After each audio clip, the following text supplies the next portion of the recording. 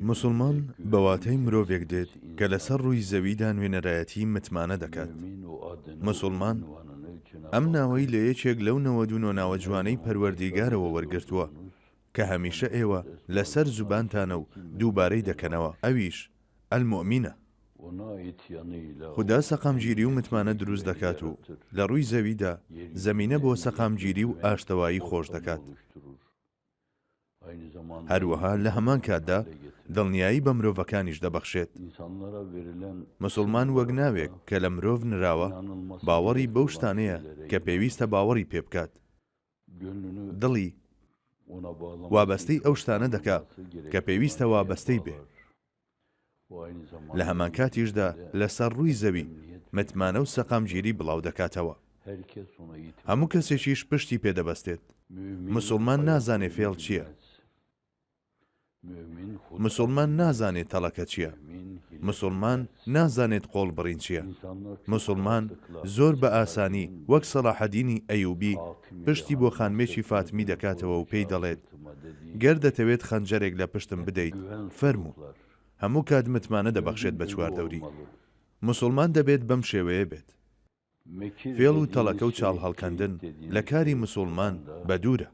نازانم چەند جار لە قورئانی پیرۆزدا هاتووە، ژمارەکەی ئێستا نایەتە یادم، بەڵام لە زۆر شوێندا هاتووە کە دەفەرموێت یەمکرونە و یەمکر الله یەمکرون یەکیدونە و ئەکید کەیدا.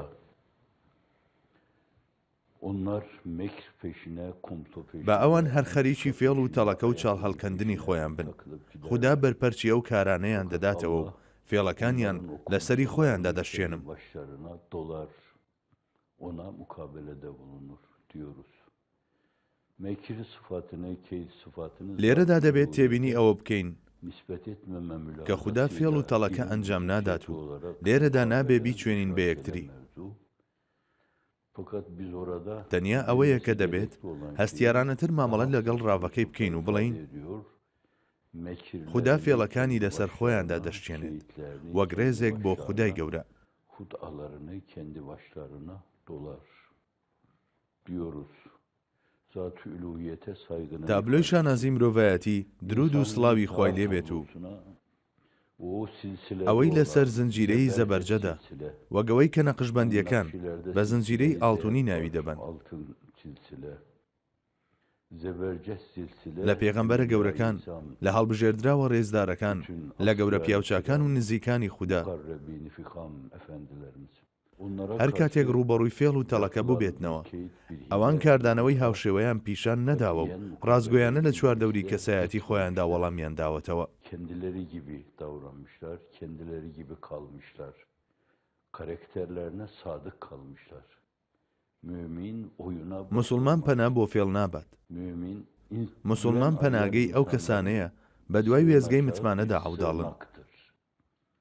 nereye sığınmalıyım? کاتێک کەسێک بە دوای متمانە پێکراویدا عەوداڵە دەبێت دوای لێبێت بڵێت ئەها ئەوە مسلمانێکە، ئەگەر بچمە لای ئەوە هەست بە متمانە دەکەم. خوددا لە قورئاندا دەفەرموێت کە دەفەرموێ ئیشترا لێرەدا چەندین واتای جیاوازی لێ دەبێتەوە. هەندێک بە گومڕاو سەر لێ شێواوی و تەڵەکە خۆیان دەفرۆشن وەک ئەوەی ئەوان مشتری ئەو جۆرەشتانە بن.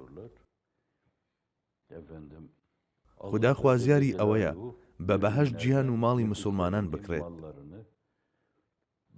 لێرەدا پیتی بە واتای هاوشێوەی بوون بەکاردێت، واتە بەهەشت هاوتای ماڵ و گیانی مسلمانە، یاخود گەرچی ئەگەرێکی دوورە پیتی بە واتای ئەوە دێ کە خوددا دەیەوێت بەهۆی بەهەشتەوە ماڵ و گیانی مسلمانان بکڕێت. لەم ئاەتەدا دەفەرمێت خوددا ماڵ و گیانی مسلمانانی کڕیوە، واتە مسلمان ژیان و سەروەت و ئەوەی لە دەستیدا هەیە و خاوەنیەتی لە ڕێگەی خوددادا خەرج دەکات و خوددا ژە شتانەی لێوەردەگرێت. بە واتایەکی دی خوددا دەفەرمێت ئادەی ئێوە ئەو شتانەم پێ بدەن با منیش ئەو شتانەتان پێ ببەخشم. ئەم ئاەتە هاوشێوەی ئەو ئاەتەیە کە بە بەنو ئیسرائیل دەفەرموێت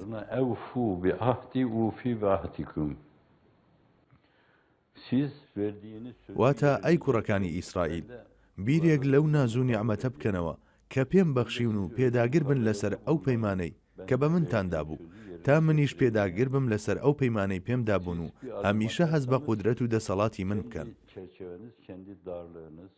گەر ئێوە لە چوارچێوەی توانە و هێز و ئیرادەی خۆتاندا هەنگاوێک هەڵبێنن، بەڵام لێرەدا ئەوە گرینگە هەنگاوەکە بەڕووی چێدایە. دەتانەوێت هاوار لە چێ بکەن و بانکێشتی چێ دەکەن. هەندێک جار ناتوانم هەندێک شت ڕاوە بکەم، ترسی ئەوەم هەیە کە بێڕێزی بکەم. دەتانەوێت بە هەنگاوەکانتان چی بکڕن؟ وەگەوەی بڵێم دەتانەوێت بە هەنگاوەکانتان بەهەشت و ڕەزامەندی خوددا بکڕن.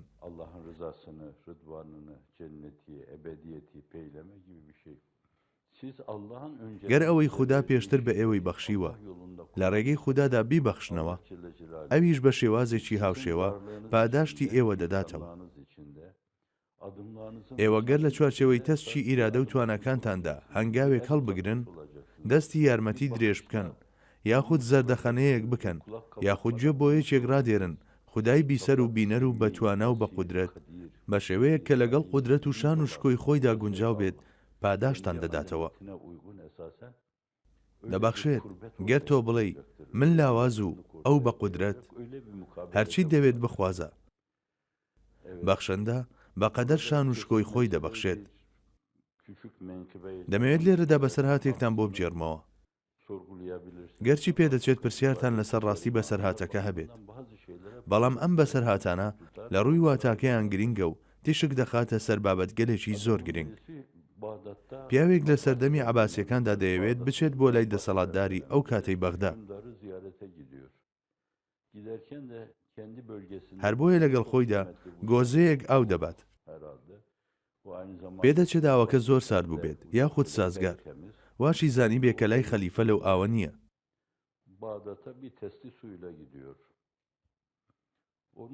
ئەم دیاریە بەڕادەیەک بچووکە مەپرسە.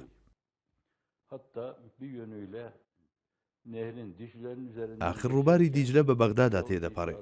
گۆزەیەک ئاو چ نرخی دەبێت بیبەیت بۆ خەلیفە؟ کابرا بیر لەم شتانە ناکاتەوە و دەیبا بۆ خەلیفە. خەلیفەش زۆر ڕێزی لێ دەگرێت و لە کاتی ڕۆیشتنەوەیدا فەرمان دەکات کە گۆزەکەی بۆ پڕ بکەن لە ئاڵتون و پێی بدەن.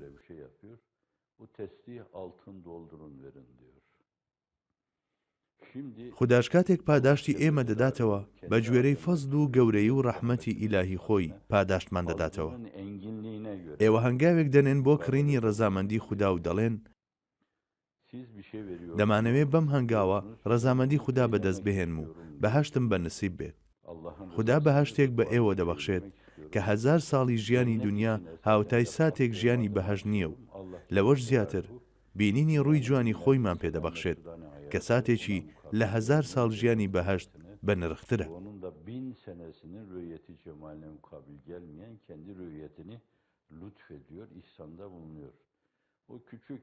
ئەو گۆزە بچووکەی لە بەسەر هاتەکەدا باس کرا دەکرات 2 گۆزەش بێت، دەکرات 2 تورەکەش بێت، دەکرات 2 فەردەش بێت.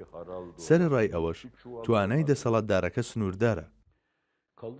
گەر فەرمانڕەوای ئەو کاتەی بەغداش بێت هەر دەسەڵاتی سنووردار و بەردەستکە. ئێوە بیر لە خوایەکی مەلیک و مالیک بکەنەوە کە تواناکانی بێ سنوور و بێ ئەندازەیە.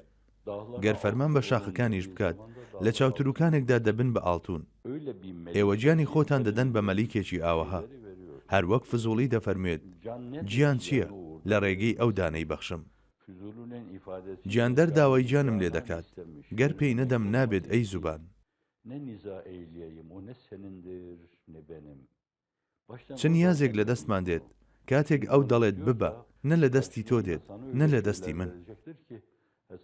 خۆ ئەو لە سەرەتاوە هەر خۆی پێی بەخشیوێت. گەر ئێستا داوات لێ بکاتەوە و تۆش پێی بدەیت، ئیدی شتانێکت لە پای ئەوە پێدەبەخشێت کە خۆت شەرمەندە و خەجاڵەت بیت.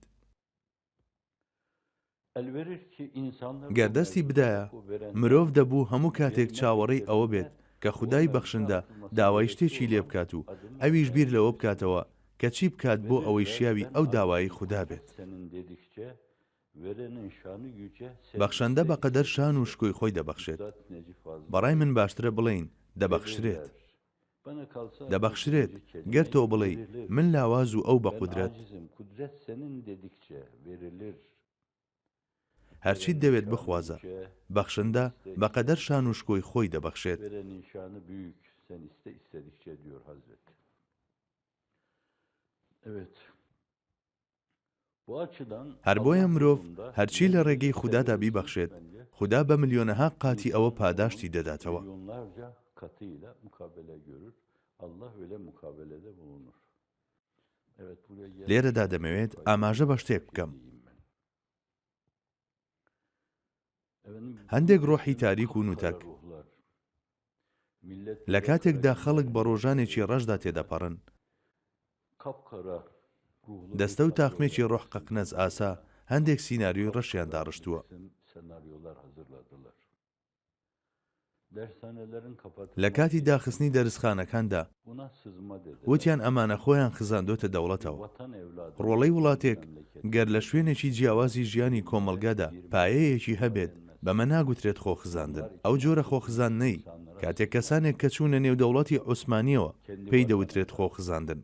yeniden ئەوانەی شۆڕشینەتەوە یان هەڵگیرساند پێیان ناوترێت خۆیان خزاندوێتە دەوڵەتەوە. öyle bir ڕۆڵەی ئەم گەلە دەتوانێت girebilirler. لە هەموو شوێنێکی ئەو وڵاتە پێگەیەکی هەبێت، Ülkenin mevcut بەڵام anayasası دەبێت var. بە گوێرەی دەستور و یاسای ئەو وڵاتە کارەکانی ئەنجام بدات. Devlete aşmak هەوڵ نادەن دەوڵەت هەڵبۆشێنن. ئەو ڕۆڵانە نابێت شتێک بکەن کە لە دەرەوەی یاسای دەوڵەت بێت. بوونێکی لەو شێوەیە شیاوە. milli بۆ görüş نمونە teşkilatı پارتەکەی نەجمەدین ئەربەکان کاتێک چوونە دەوڵەتەوە saygısı کەس دەتوانێت پێیان بڵێ خۆیان خزاندە دەوڵەتەوە قسەیەکی وەها بێڕێزیە. ئەربەکانی ڕەحمەتی کاتێک پارتەکەی دروست کرد لەو لاوە کۆمەڵێکی لێ جیابوونەوە و خۆیان ناونە ئاکنجی. bunlara sızma لە نێوان هەردوو لاشیاندا چەندین تەنگەژە هەبوو، girme onların hakkıdır. Birileri sızma بەڵام haline کەس پێی nasıl نەوتن ئەمانە خۆیان خزاندوێتە دەوڵەتەوە. birileri belli بوونی ئەوان لە هەموو گۆشەیەکی ژیاندا حەقی خۆیان بوو. پێدەچێت هەندێک خۆیان خزان بێتە دەوڵەتەوە. etmek için sızmış olabilirler. Devleti aliye içine sızmış olabilirler. Bunlar ئەمانە کاتێک کەسێک دەبینن وەک خۆیان بیر ناکاتەوە ئیدیوا دەزانن ئەویش وەک خۆیان خۆی خزاندوێتە دەوڵەتەوە. هەر بۆیە لە سەرەتاوە بەم شێوەیە سەیری دەرسخانە و خوێندنگە و زانکۆکانیان کرد. زۆر جاریش کە دەڕۆیشتن بۆ نزیکی ئەو شوێنانە هەوڵیان دەدا پێی تێنەخەن و سەردانی نەکەن. ئەوان وەک کاربەدەستانی وڵات هاوڵاتیانی ئەو شوێنانەیان بە نەبوو ئەژمار دەکرد. ئەو کاتە مخەنەکانە بە شاراوی هەوڵیان دەدا بیڕوخێنن، بەوەش دڵیان ئاوی نەخواردەوە. پاشان هەندێک کاری دزی و فزی و ڕەشوڕوتیان ئاشکرا کرد و کە هەتا ئێستا لە میدیا جیهانیەکاندا باز دەکرێت و لە تۆڕە کۆمەڵایەتیەکانی هاوشێوەی تویتەر هێشتا ماوە. tweetlerle canlılıklarını koruyor. Kendilerini derin, ئەوان پێشتر خۆیان بە مسلمانی کامڵ و پوخت ناو دەبرد. türlü şeyler کاتێگەم کردارانەیان بەسەر و چاو دادرا bu yönüyle ئیدی درۆکانیان ئاشکرا بوو. هەر لەبەر ئەوە وتیان ئەمە کودەتایە لە دژمان دەکرێت. darbedir falan dediler. İlk bir senaryo öyle. ئەمە سیناریۆی یەکەم بوو. Onunla لە ڕێگەیم سیناریۆیەوە هەوڵیاندا بزاوێکی ئەرێنی وەک ئەم بزاوە کە لە سەردەمی دەوڵەتی عوسمانیشدا هاوشێوەی نەبووە لە کاری ئەرێنیدا لەکەداری بکەن. içlerindeki لەو ڕێگەیەوە kasayanı ئەوەی لە ناخیاندا پەنجی خواردبوو ئاشکرایان کرد، fakat o بەڵام بەمەش yöntemle دڵیان ئاوی zaman نەخواردەوە. o ئەوە ڕووداوێک بوو لە مانجی 12 ڕوویدا. Temmuz'da لە مانجی farklı bir تەموزیشدا senaryo oldu. سیناریۆیەکی جیاوازیان داڕشت. Birilerini ifade هەندێک هاندران بۆ ئەم کارە. belki پێدەچێ bazı هەندێک gafil مسلمانی کەم Müslümanlar عەقلیش var, o لەم işin کارەوە içinde گلابێتن. gafil Müslümanlar. Doğrudan doğruya سیناریۆیەک بوو کە هەرگیز لەگەڵ منتیقی ئەنجامدانی کارێکی وەها نەدەگونجە. olmayan bir senaryo. هەموو دنیا پێکەنینی دێ بەم کارە. Ve hiç kimse هەموو کەس دەیزانی کە کودەتا بەو شێوەیە ئەنجام نادرێ. bu defa onu ئەم جاریان ئەم değerlendirmez. فێڵەیان بەکارهێنا و کودەتاکەیان قۆستەوە. هەزاران مرۆڤ یاخود ملیۆنێک مرۆڤ بەم هۆیەوە ئازاریان چەشت. Aynı zamanda acı çektirdiler. Zira دەست بەسەرکردنی هەر کەسێک بەواتای دەست بەسەرکردنی خێزانێک دێت. belki akraba جاری واشەیە بە کەسێکەوە چەندین خزمی جیرۆدە دەبن و لە ڕێگەی کەسێکەوە چەندین خێزان تووشی چەرمەسەری دەبن. 100.000 insan için هەزاران مرۆڤ zalim تۆ بڵێ 50,000 و 100,000 مرۆڤ kullanıyorsa بەهۆی şayet ئەم سیناریۆ گڵاوانەوە تووشی ئازار ببن. ئەوە بەواتای ئەوە دێ کە ملیۆنێک مرۆڤ بە ناڕەوا زۆڵمی لێ دەکرێت. خۆ ئەگەر داوای گردن ئازادی لەو ملیۆن کەسە نەکەن، ئەوە گەر بشتن بۆ مزگەوت و ڕۆژوش بگرن، چونیان بۆ دۆزەخ مسۆگەر دەبێت. دۆزەخ بۆ ئەوانەیە کە هەڵگیری کردداری کافرانن. ناڵێم کافرن، لەبەرەوەی ئەم کردارانە تەنیا لە کەسانی کافر دەوەشێتەوە. مسلمان کاری لەم شێوەیە ئەنجام نادا. ئەمەش سیناریۆیەکی تریان بوو کە بە ئابڕوچوونیان کۆتایی هات. دنیا باوەڕ بەو شتانە ناکا کە دەیڵێ. دواتر هاتن و سیناریۆی باڵیۆزی ڕووسیایان داڕشت. بۆ کوژەکە بە عالەمی ئاشکرا هاواری کرد سەر بەچێیە. ویستیان ئەویش بەسەر بزاوی خزمەتدا بهێنن. بۆ کوژەکە بە ئاشکرا لایەن و گروپی خۆی دەهێنێتە سەرزاری. تەنانەت ئەوانەی سەر و خۆشی وتیان سەر بەخۆیانە. سەرەڕای ئەوەی کە سەر و خۆشیدانیان پێدانا، بەڵام هەندێک لە ڕۆژنامە ناپەسەندەکان ویستیان بزاوی خزمەت بەوەش لەکەدار بکەن لە ناو خەڵکدا. تەواوی دەنگە ڕەخنەگرەکانیشیان بێدەنگ کردووە، لەبەر ئەوەی کەسیش نەماوە بوێرێت ڕاستیەکان بهێنێتە سەرزاری، هەتا کاتێک کارەکە خەریک بوو بەسەر خۆیاندا ساغ ببێتەوە. وەک جەنابی جەمیل مەریج دەڵێت، ئەوانەی لە ئاعرابدا بێلایەن بوون لە ترسی ئەوەی شتێکیان بەسەر نەیەت قسەیان نەکرد، بەڵام دواتر وردە وردە سەرداوەکان لە خۆیان نزیک بوویەوە. ئەو سیناریۆیەشیان سەری نەگرت. Fakat yavaş yavaş daire genişledi. Başkalarına da uzandı bu mesele. O da tutmadı. ئێستا دنیا بەوەش پێدەکەنێت. تەنانەت وڵاتی خاوەن باڵیۆزەکەش باوەڕی بە قسەکانیان نەکرد.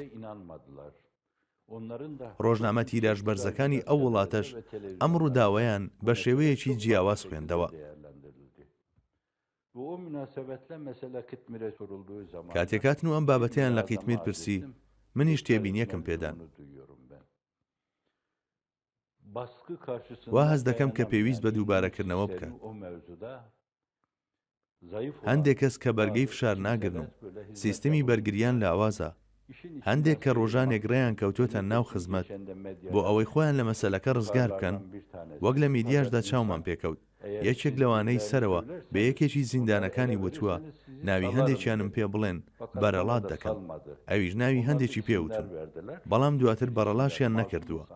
لەو نێوەندەدا دەیان کەسی بێتاوان پێوە بوون، ئەوانیش لە کارەکانیان دوور خرانەوە بریندار کران، لە ژیانی بازرگانی و کۆمەڵایەتی و فەرمانبەرێتی دەوڵەتدا بریندار کران. ئەوان پەنا بۆ ڕێگەی شەیتانی وەهاش دەبن. خەمی من ئەوەیە کە هەندێک لەوانەی ناویان ناون دامپێدانەرەکان، ئەوانەی هەڵدەستن بە بوختان هەڵبەستن بۆ برا موسڵمانەکانیان، هەندێک لە پێنووسە بوختانکارەکان دەترسم شتێکیان لێ بکەن و دواتر بڵێن ئەمانە زوو سەر bە خزمەت بوون بۆیە سزایان داون لەبەر ئەوەی خیانەتیان لێکردوون. Daha evvel işlerindeydi, ihanet ettiğinden dolayı cezalandırdılar. من لێرەدا ئاماژە بە نیگەرانی خۆم دەکەم و پێداگرم لەسەر نیگەرانیەکانم، لەبەر ئەوەی شتێک لە شوێنێکی ڕەشەوە هەڵبقڵێت، کەسانێک لە تاریکیدا دەژین، ڕۆحگەلێکی قەقنەز ئاسا کە فەرمان بە دەماغ ڕەشەکان دەکات، دەماغێک کە لێوان لێوە لە ڕەشی کاری جوان و درەوشاوی لێ ناوەشێتەوە. دەگونجێت بەکاری وەهاش هەستن و دەبێت هەموو کەس ئەمە بزانێت. دەشێت کەسانێکی بێگونە لەم ڕێگەیەوە تێوە بگلێن و هەوڵ بدەن تاوانێکی بکەرنادیاری تریش بۆ لەکەدارکردنی بزاوی خزمەت بەکار بهێنن.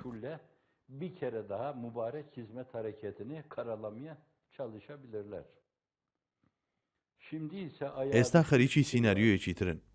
دەیانەوێت کەسێک لە مەهەپا یاخود جەهەپە بکوژن و لەم ڕێگایەوە بیانکەن بە گشت بزاوی خزمەتدا.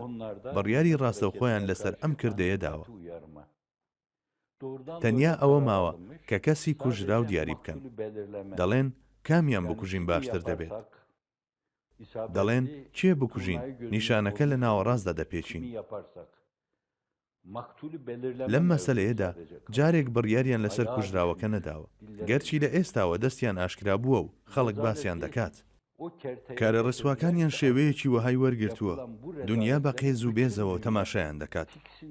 پێدەچێت ئەمەش بکەن، لەبەر ئەوەی لەوێ دەنجی ڕەخنەگر نەماوە. لەبەرەوەی ڕۆژنامە ناپەسەندەکانیان بە گوێرەی ئارەزوو و خواستی ئەوان ڕووداوەکان هەڵدەسەنجێنن. دووبارە ئێوە دەخەنەوە ژێر تۆمەت. بەڵام ئێوە کە باسی ئێوە دەکەم لە خۆم زیاتر متمانم پێتانە. لە ژیانتاندا پێتان بە مێرولەیەکیشدا نەناوە. Kendimden daha emin olarak hakkınızda konuşuyorum. Karıncaya bilerek basmamışsınızdır. هەندێک دەنگۆی تریشیان بڵاو کردەوە. ویستیان ئەوانەی لە زیندانەکان قەتیسیان کردوون. ئەو زیندانەی تابی ناقاقەیان لە خەڵکی بێگوناه پڕکراوە. وا پیشان بدەن کە ئاژاوایان هەڵگیرساندووە و دواتر تەقەیان لێ بکەن و بیان کوژن. پاشان بڵێن ئەمانە خۆ هەر تیرۆریست بوون، بۆیە کوژران. ئەمانەش شتگەلێکن کە لە چواردەوری ڕۆحەقەقنەسەکان باسی لێوە دەکرێت. گەر ڕۆح و بیر و هەستەکان تاریک بوون، ئیدی لە کاری چەتە ئاسایانە زیاتر هیچ بەدی ناکەیت. وا هەز دەکەم کە پێویست بوو ئاماژە بەم شتانە بکەم. وەک گوتم، ئەم 5 تا 6 سیناریۆیانەیان لەسەر درۆ هەڵچنی بوو. هەر بۆیە مەحکوم بوو بە تەپین. وەک خودا لە قورئانی پیرۆزدا دەفەرمێت: ئەلا شەفا جورفی نهارین فەنهارە به فی ناری جهنم والله لا yehdi القوم الظالمين. Allah bu zalim kavmi iflah etmeyecektir. İnanmayın. باوەڕیان پێ مەکەن. باوەڕ بە هیچ شتێکیان مەکەن. لەبەر ئەوەی درۆ دەکەن و بە درۆوە هەڵدەستن و بە درۆوە دادەنیشن، بە بوختانەوە هەڵدەستن و بە بوختانیشەوە دادەنیشن، بە سیناریۆوە هەڵدەستن و بە سیناریۆوە دادەنیشن، بە فێڵەوە هەڵدەستن و بە فێڵەوە دادەنیشن. هەرچی لە کاری خراپ بە مێشکتاندا دێت ئەنجامی دەدەن و دواتر دەیهێنن بەسەر کۆمەڵێک مرۆڤی بێتاواندا. لەسەر تا سەری دنیادا تەواوی هەوڵیان خستۆتە گەڕ بۆ ئەوەی خوێندنگەکان دابخەن. باڵیۆز و قونسوڵگەر و نێردە تایبەتیەکانیان بەکاردەهێنن تا خوێندنگەکانی وڵاتانی دەرەوە دابخەن. لە هەندێک شوێن سەریان لە هەندێک کەس شێوان. ئەگەریش زۆرە هەڕەشەیان کردبێت یاخود پەیمانی شتێکیان پێدابن، بەڵام هیچ کاتێک پەیمانەکانیان نابەنە سەر. لەبەر ئەوەی ئەوان درۆ وەک ئەو خواردنەوە تەماشا دەکەن. لەبەر ئەوەی ئەوان هەڵخەڵەتاندن بە کارێکی شەرعی دەزانن. زۆر شتی ناشەرعی لە ژێر پەردەی شەرعی بووندا ئەنجام دەدەن. ئەوان ڕەنجەشانی میلەت کە بە ئارەقی ناوچەوانیان پەیەیان کردووە بە شێوازی دەست بەسەرگرتن و داگیرکردن و خۆسەپاندن و خۆکردن بە خاوەنی شتانێک کە هی خۆیان نییە زۆر بێشەرمانە و bə ئاسانی بەتاڵانی دەبن. Tagallübünü, tahakkümünü, tasallutunu, temellükünü irtikab eden hayasız insanlar çok rahatlıkla bunları da irtikab ederler. Evet, böyle bilin. ئەمە بەم شێوەیە بیزان. لە ڕۆژی دواییدا ئەمە هەروە ئەژمار دەکرێت. ئەو مرۆڤانەی خۆیان لێبووە بە گۆریلا لە ڕۆژی دواییدا وەک مەیمون و بەراز حەشر دەکرێن. ئەم عیبانە بۆ ئەوان بەسە. ئەو سزایە بۆ ئەوان کافیە. ئێوە بەردەوام بن لەسەر ڕێی خۆتان و خەریکی بەدەستێنانی شتانێک بن کە بە ئامانجی خۆتان دیاریتان کردووە. خودایە لە هەموو کارەکانماندا دڵسۆزی و ڕەزامەندی خۆتمان بەنسیب بکە. خودایە لە هەموو کارەکانماندا دڵسۆزی و عەشق و تامەزرۆیی خۆتمان بەنسیب بفەرموو. خودایە بە خۆشەویستی و ڕەحمەتی خۆت ڕوومان تێ بکە. بە هەناسە ئیلاهیەکانت کە لە مێژە دەپڕژێت دڵەکانمان شاد بکە. بە دۆستایەتی و نزیکی خۆت کە لەگەڵ شان و شکۆی خۆتدا گونجاوە پشتمان بگرە و لە تەنیایی ڕزگارمان بکە. بمانخە قەڵا نەبڕا و پارێزراوەکان. لە بەرامبەر هەموو دوژمنەکانتدا یارمەتیمان بدە و سەرمان بخە. لە پێش هەموو شتێکدا داوا دەکەین بە عەشق و شەوقەوە بە خۆتەوە وابەستە بین و داوای گەیشتن بە تۆ دەکەین. خودایە ئیمانی کامڵ و ئیسلامی تەواوکارمان پێ ببەخشە. لە هەموو ڕوویەکەوە دڵسۆزی، چاکەکاری، ڕازگۆیی، دانەبڕان، تەوەکل، تەسلیم بوون و پڕژەی میهرەبانیتمان بەسەردا بڕێژە. ئەمانە بڵێن و لەسەر ڕێگەی ڕاست و ڕەوانی خۆتان لە ڕێکردن بەردەوام بن. خۆ هەر خودی ئەڵڵاه ماڵ و ژیانی بە ئێوە بەخشیوە و خۆشی دەڵێت پێم بدەنەوە تا شتانێکتان پێ ببەخشم کە بەنیازم بیبەخشم.